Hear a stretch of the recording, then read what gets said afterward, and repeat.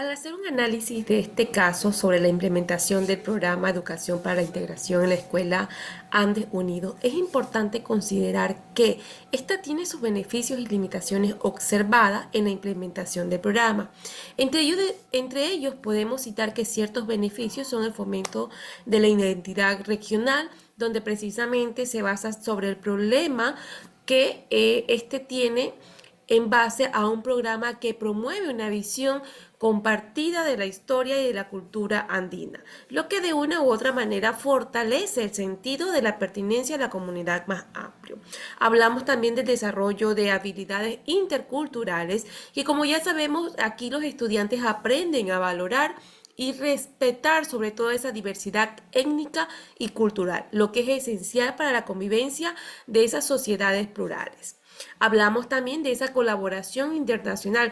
Hoy por hoy sabemos que existen proyectos colaborativos con otras escuelas andinas que permiten a los estudiantes trabajar en equipo, resolver problemas comunes y sobre todo desarrollar ciertas habilidades comunicativa y tecnológica. Y por último, tener en cuenta que esto como beneficio promueve ese pensamiento crítico de los estudiantes mediante los talleres, los debates que fomentan esa reflexión sobre los temas más relevantes. Dentro de las limitaciones podemos abarcar la falta de capacitación docente, la resistencia cultural, que ese es uno de los puntos muy esenciales, porque la oposición de algunos padres en este sentido o miembros de la comunidad de una u otra forma dificultan las actividades o esa aceptación del programa y su implementación de manera que ésta sea efectiva. Hablamos también de que existe desigualdad en la participación porque no todos los estudiantes tienen acceso a las mismas oportunidades, especialmente en aquellos que promueven o que provienen de tal manera de ciertas comunidades marginadas. De tal manera que para responder la segunda pregunta sobre la influencia de la información continua de los docentes en el éxito del programa, aquí se debe tener en cuenta que existe esa historia de cultura andina, existen ciertas metodologías inclusivas, el uso de tecnologías educativas y sobre todo esa gestión de conflictos culturales. Dentro de esa historia de cultura andina, bueno, para poder enseñar de una manera precisa y motivadora sobre la historia compartida y la diversidad de la cultural de la región, es necesario conocer la cultura. Y por último, centrarse en esa gestión de conflictos culturales, porque para abordar las resistencias y fomentar un ambiente de respeto y diálogo se necesita precisamente gestionar esos conflictos existentes en las comunidades.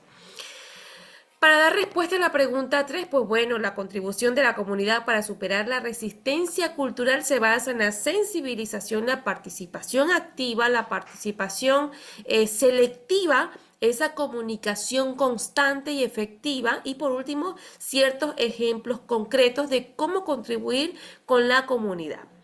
De manera que esa sensibilización nos lleva a la organización de charlas y talleres para padres o miembros de la comunidad, de manera que tengan esa participación activa.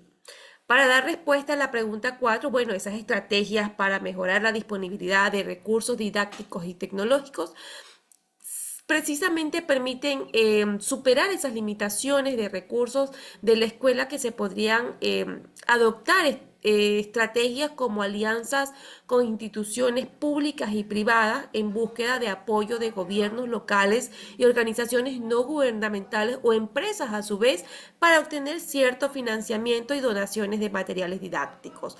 Uso de recursos abiertos para aprovechar las plataformas.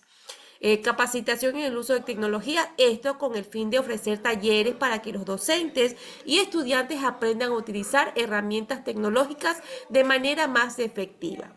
Y la optimización de recursos existentes, bueno, aquí es imprescindible tener en cuenta que hay que reutilizar y adaptar materiales disponibles en las escuelas para crear actividades innovadoras y a bajo costo. Como 5, el papel de la colaboración entre escuelas de diferentes países andinos. Aquí es importante considerar el intercambio de conocimientos que tiene que existir, el desarrollo de proyectos conjuntos, esto con la colaboración de los actores sociales.